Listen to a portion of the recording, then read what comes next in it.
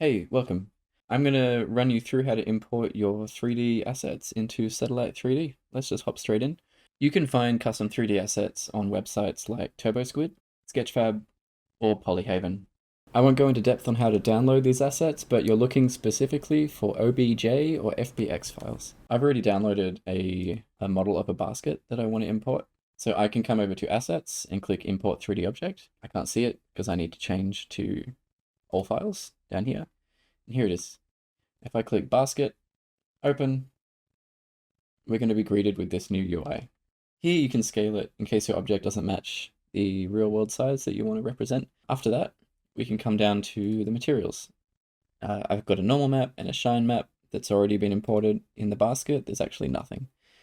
So firstly, since there's no color, I'm just going to come in here and set the color manually. Just something brown. And I'm going to go over to the basket. I'm going to do the same thing for the wood. So once I've hit apply, I can go to my 3D objects, go to basket, and I just drag it in. And now it's fully integrated into Satellite 3D.